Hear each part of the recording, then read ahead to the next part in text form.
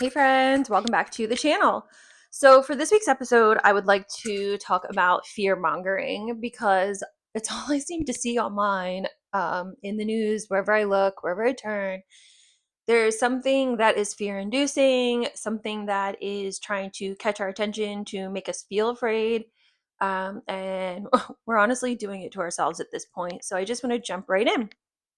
So it all kind of stems from my childhood, and I'm sure a lot of us can relate here. So when I was a kid, my parents taught me that I should have blind faith in God. Hey, guess what? You were born and now you're a Christian. You're a Christian because you were baptized, and therefore you have to believe in God or else you'll go to hell. And I actually heard this most recently at my nephew's christening. I think it was his christening or something like that. But the priest went over and he started talking to these kids, and the kids were like on the pews and, blah, blah, blah, and oh, you believe in God, right? Yes, they all responded. Oh, well, that's good that you believe in God because you'll get to go to heaven as a result. And all the kids are sitting there and being taught that that's their access to heaven, is to believe in God.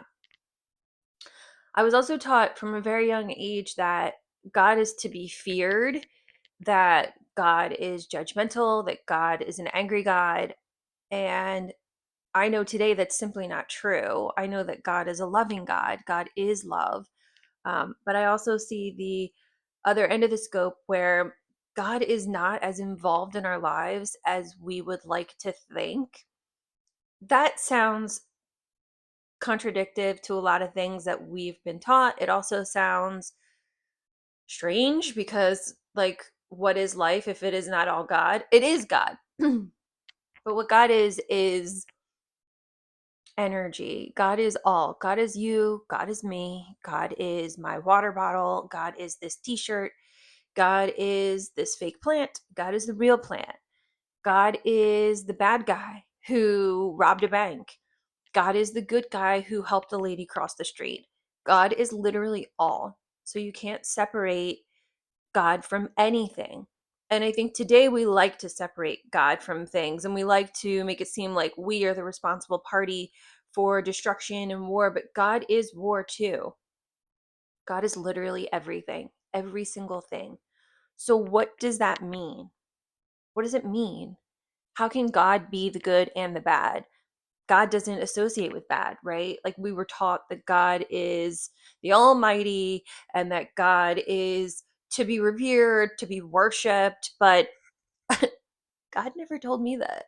I just heard it from my parents, and they heard it from their parents, and their parents heard it from their parents, and it goes all the way back, back into like biblical times, which, by the way, we're following a book that was written by man according to God's word, but it wasn't directly God who said any of this stuff, allegedly. So I think that there's a lot of missing aspects of what we're blindly choosing to follow. And there's also a lot of fear manipulation happening as a result. This world is in an interesting place of change. It's really charged and it feels sticky and it feels negative and it feels scary, but it's just in a period of transition. And that is kind of what has happened throughout history of time. I mean, if you look back, there are major great wars documented in so many historical texts that the war in the Middle East right now, it just is a part of the continuation of the history of wars within the world. So, what happens here with fear is that we're all focused on these headlines. We're all looking at these horrible stories. We're all looking at these horrible truths that exist. But, and this is layered, not everything belongs to you. Not everything is for you to absorb. Not everything is meant for your eyes. So, does that mean turn a blind eye to people in need? Absolutely not. But what it does mean is taking that pause, recentering yourself, regrounding yourself. And yes, you can feel for the situations that are devastating because this is a devastating time, but not to get wrapped up in the fear that this is going to happen to you, that this is going to happen to your life. because realistically, it's kind of this, I'm going to really stupidly simplify this, and it's just to help me process what I'm thinking. It's kind of like when somebody breaks up with you and you have no control, right? Like if someone doesn't want to be with you, you have no control over the situation. As much as you may cry over them, as much as you may beg over them, you have no control over that situation. It's the same thing on a much grander, much more heightened scale. If war is going to happen, there's nothing that like I particularly can do about it. Kate, like, I mean, this isn't like 1776 where like me and my Federalists can get together and like fight the big fight, or like the French Revolution. Like, this isn't like that. I don't have bombs. Like, I don't even like, I can barely like toast bread without it getting burnt on one side. So, like, I think that the current climate of our country as a whole just has a very negative veil over it, but there are still positive things that you can find within these negative spaces. And part of that is by turning off the news. We know what's going on in the country, we know what's going on in the Middle East. This is no surprise. But our country also is consistently in a heightened state of what's the next move? What's the next move? Considering the fact that we have to get a president every 2 years, there's always sort of like this heightened state of anxiety that just rumbles within our country. Um, and this is no surprise. This is how it has been since the beginning of our country's time, right? So just kind of falling back on the facts that you already are aware of. um, you don't have to believe in the person who's currently in charge right now, but this person who's in charge right now isn't going to be in charge forever. Too bad AC ain't in charge no more. Remember that? Home Alone. If you don't know that, get educated. Just kidding. But it's true. It's like we're absorbing ourselves in so much negative conversation, negative media, negative. Even when you go on YouTube and you're looking for something to watch, you'll see these fear mongering titles. Watch this before October 1st. Even some of my favorite people who I adore are now changing their titles to be like, somewhat fear inducing. Create, it's like marketing 101. So you create a sense of urgency. And when you create the sense of urgency is when people listen and people respond. So if I were to title this video, watch before September 30th, or else, more people would probably watch this video because there's a sense of urgency being created here. And I don't do that because I'm not I'm not trying to be a false prophet or anything. I'm not trying to do anything, and I want people to have their truest, freest will with me. But you just have to sit back and think about how we become very narrow minded when we listen to the news, when we listen to the media. You look at both sides of the political nonsense, and both, whether you're a Republican or Democrat, whomever. And again, this isn't a political conversation here. This is just like a matter of fact conversation. Maybe I should have started the video with that, but you look at both sides and they both use the same tactics against each other. And it seems like this game with one side of our country against the other side and which one's going to win. But like, nobody ever wins because we're literally not being controlled even by the president. And if you don't know that, then you haven't dived deep enough into conspiracy theories. But allegedly, we're controlled by a completely other country, and I wouldn't put it past them. But what you can do is turn off the news. Don't pay attention to these major headlines.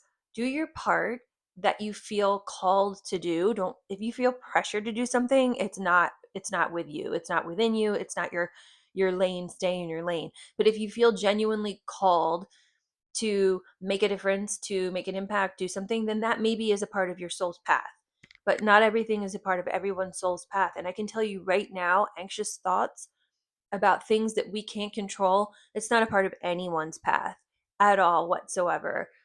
We so easily give away our power to these narratives, and they're so easily shoved in our faces. It's like the first thing we see when we open our phones. So that's why it's important to make sure that you're separating yourself from the media, separating yourself from TV shows that may not hold the highest vibration, There is no good and bad. There just is. And I can say that until I'm blue in the face, but it's the truth. What's happening is God experiencing life through us. God experiences life through us. He experiences the good, the high vibration, and he experiences the low. He is that guy in the back alley behind the dumpster. That's God.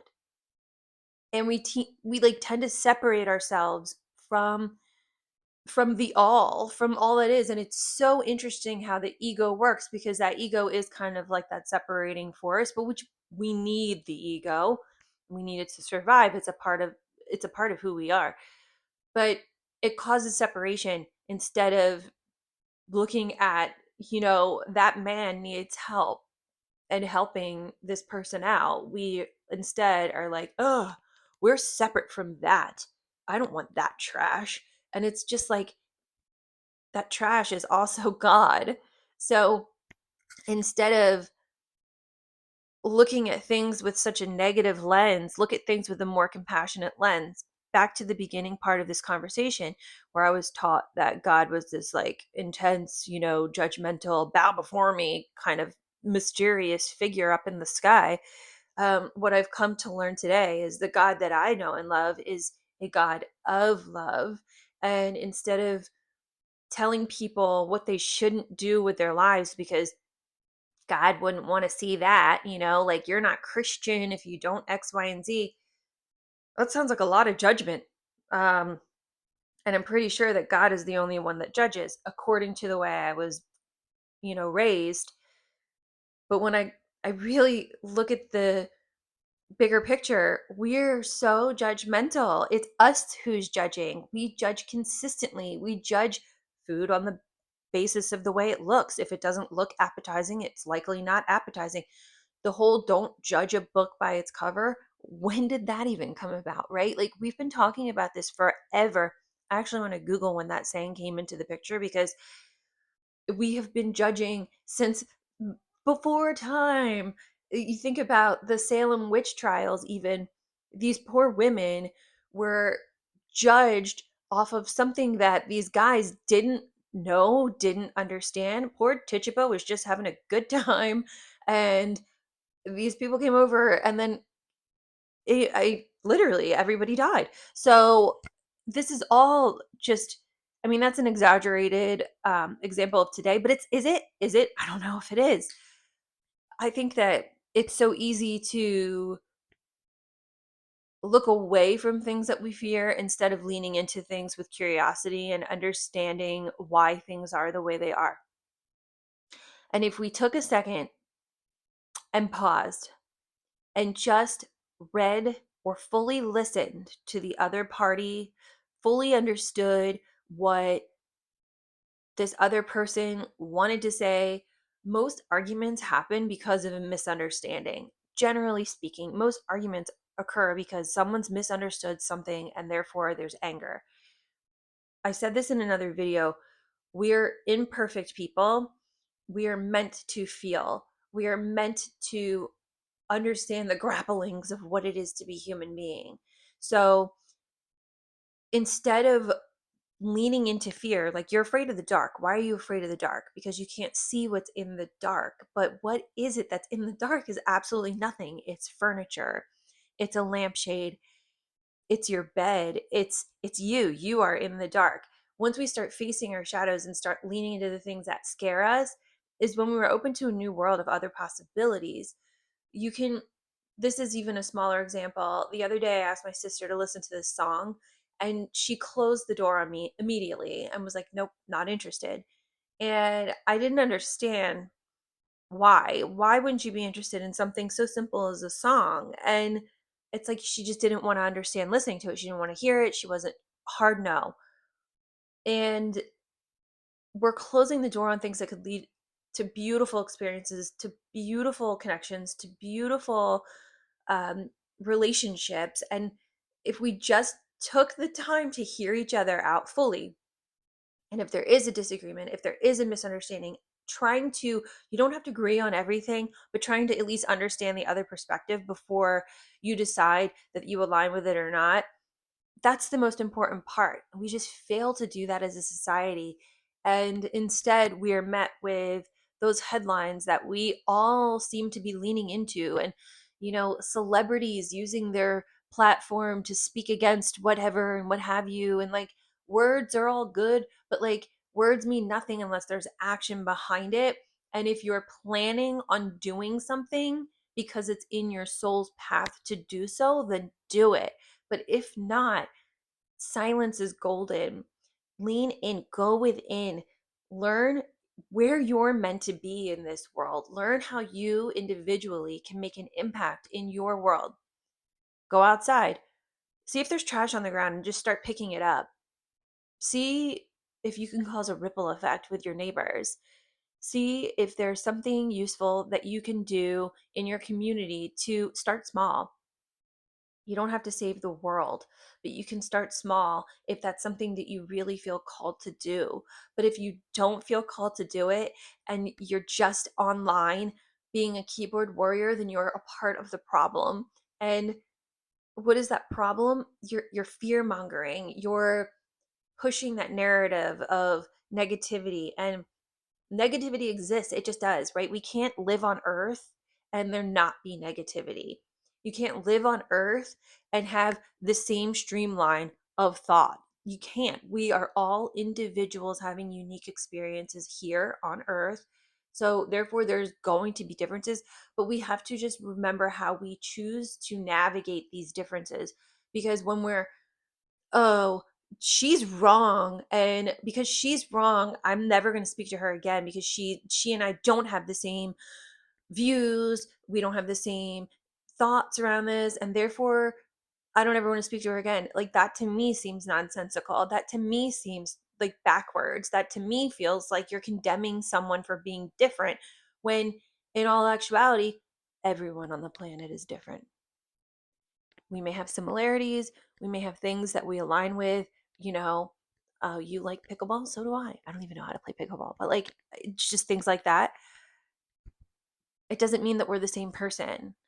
You There are very few people out there that are so completely aligned that they're in sync where they're almost the same, and I'm pretty sure there's like the Australian identical twins out there. That's as close as you can get. Outside of these girls, there's no one out there that is exactly like you. So be an individual, find your individual path, and lean into who you are as a human being. And instead of going into this whole, I'm better than my thoughts are superior to yours because I'm right, it doesn't matter who's right or wrong. It doesn't matter, because none of this matters. This is just a simulation. So have the best simulation experience as possible. Be the best version of yourself as you can be. Every day, wake up and try to speak to yourself kindly. Try to emulate God's love. Try to be that person instead of the person who's like wagging their finger, telling everybody else that there's wrong. There are those videos online, and it's like those mega Karen things, and I honestly can't even watch them because it makes my blood pressure skyrocket. But it's just like white women coming out of the woodwork telling people that they shouldn't be parking where they're parking, or who are you? And it's like these people who are all over everybody else's business trying to tell them what to do with their lives. It's everyone's got a little Karen inside of them. Every single person has a micro Karen living in them, whether it becomes someone who's like going to argue in an Instagram comment section or talk about something with a family member, and then you completely ghost them as a family member because you don't agree with their political views, whatever. Like, again, this isn't about politics. This is just about getting outside of that fear mindset. Why are you afraid? Because you think the world is going to end. If it's going to end, it's going to end. We have no control over any of this at all. In our country, even if there's going to be a war here, there's going to be a war. Unless you are a government official, there's nothing that you can do about this. And we're not weak because of it. It's just not our soul's path right now. And I don't know, I'm just maybe not a doomsdayer kind of a gal. And I just wake up with a ton of optimism. I don't. But I just don't feel like I was put on this planet to live in a world of fear and to not shine my brightest self. It doesn't make any sense to me. I can't imagine it makes sense to the majority of the people. So just be kind, be love, be the person that you want to be, in terms of like, treat yourself the way that you would want to be treated. Could you imagine if somebody walked up to you and was just like so rude for no reason? Like, treat yourself the way that you want to be treated. If somebody needs help, help them because they're asking for it, they need it. If a friend is talking to you, put your phone down and like actively listen to them. And I feel like I repeat myself, but it's the truth. We're not giving each other enough like full bodied attention. We're not paying attention to the way that we behave towards one another and in this micro scale. And there's a lot of negativity going on, but there's also a ton of awesome stuff going on in between the cracks. And the fear mongering, it's going to be like this until the rest of time, as of right now, because it works. It's marketing 101. It works. But you just have to turn off the news, turn off the TV, turn off your phone, and just find your center. And in moments where you're feeling super anxious and super, ungrounded, take a deep breath, take a glass of water, take a walk around, do that whole thing where you're doing kind of like a mindful walk. So point out things that you notice, point out colors that you notice.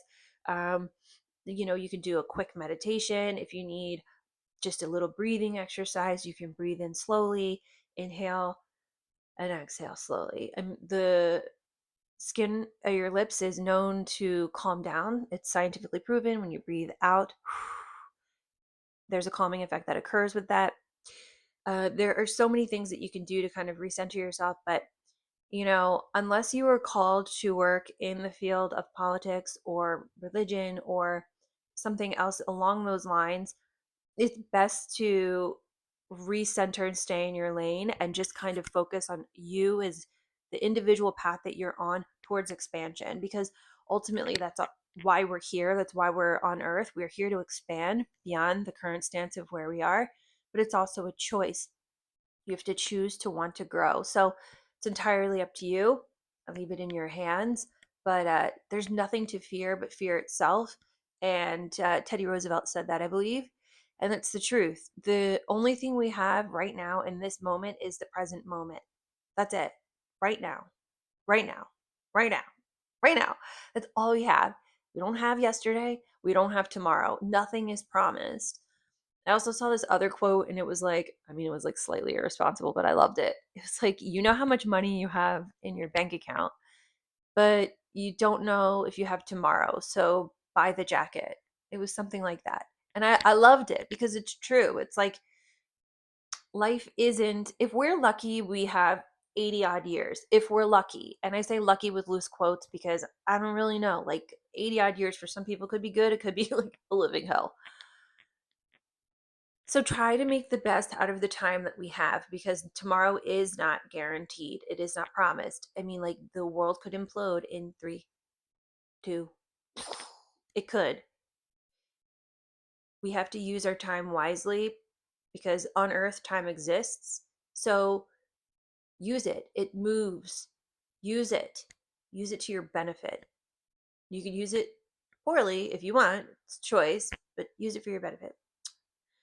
Once again, folks, I'm here for you if you need anything ever at all whatsoever. Call me, beat me. If you want to reach me, if you want to page me, that's okay. Till next time.